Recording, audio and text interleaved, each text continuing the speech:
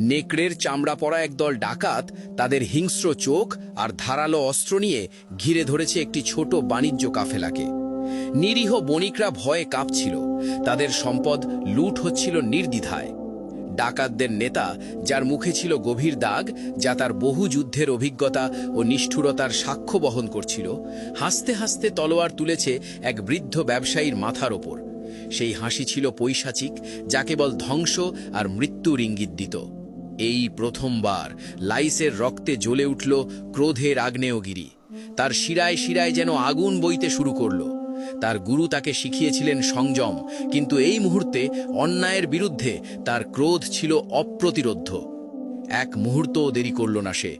খাপ থেকে বের করল তার উল্কাপিণ্ডের তলোয়ার এবং ছেড়ে দিল এমন এক গর্জন যা পাহাড়ে প্রতিধ্বনিত হল, যেন এক সিংহের হুঙ্কার। সেই হুঙ্কার ছিল ডাকাতদের জন্য এক সতর্কবার্তা, এক আসন্ন বিপদের পূর্বাভাস। ঘোড়া ছুটিয়ে দিল ডাকাতদের মাঝখানে। তার প্রতিটি আঘাত ছিল যেন মৃত্যুর নৃত্য।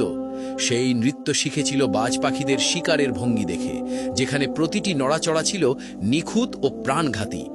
তার তলোয়ারের প্রতিটি ঝলকানি ছিল বিজলির মতো দ্রুত। ডাকাতরা হতভম্ব হয়ে গিয়েছিল এই অপ্রত্যাশিত আক্রমণের মুখে। মুহূর্তের মধ্যে ডাকাত দল ছিন্ন ভিন্ন হয়ে গেল। কেউ লুটিয়ে পড়ল ধুলোয়, কেউ ভয়ে পালিয়ে গেল প্রাণ বাঁচাতে, তাদের অস্ত্র ফেলে রেখে। লাইস দাঁড়িয়ে রইল ধুলোর মাঝে। সে জানত সে ন্যায় প্রতিষ্ঠা করেছে। বৃদ্ধ ব্যবসায়ী, যিনি উরুক সাম্রাজ্যের একজন পুরনো ও সম্মানিত বণিক ছিলেন, কৃতজ্ঞতায় লাইসের পায়ে লুটিয়ে পড়তে চাইলেন। লাইস তাকে থামিয়ে দিল। ব্যবসায়ী জানালেন উজির জাফেরের অত্যাচারের কথা, কিভাবে তার নিষ্ঠুর শাসনে প্রজারা হাঁপিয়ে উঠেছে। তিনি বললেন, প্রজারা অপেক্ষা করছে এমন এক অলৌকিক ত্রাণকর্তার জন্য, যে তাদের মুক্তি দেবে এই অত্যাচার থেকে, যে তাদের জীবনে আবার শান্তি ফিরিয়ে আনবে। লাইস মনোযোগ দিয়ে শুনল। তার মনে এক নতুন সংকল্প জন্ম নিল। রাতের অন্ধকারে লাইস পৌঁছালো উরুক সাম্রাজ্যের বিশাল দেওয়ালের সামনে। কিন্তু এটি তার গুরু হাতিমের বর্ণনার মতো ছিল না।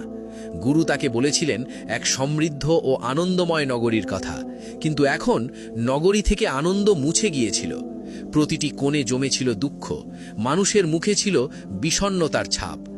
দেওয়ালের ওপার থেকে ভেসে আসছিল চাপা কান্নার শব্দ, যা লাইসের মনকে ভারাক্রান্ত করে তুলল।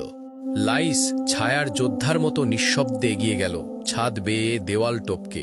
তার প্রতিটি পদক্ষেপ ছিল সতর্ক ও হিসেবি, যেন সে বাতাসের সাথে মিশে গিয়েছিল। অবশেষে সে পৌঁছালো প্রাসাদের মহামিলন চত্বরে। সেখানে সে দেখল এমন এক দৃশ্য যা তার বুক চিরে ফেলল, তার হৃদয়ে এক গভীর আঘাত হানল।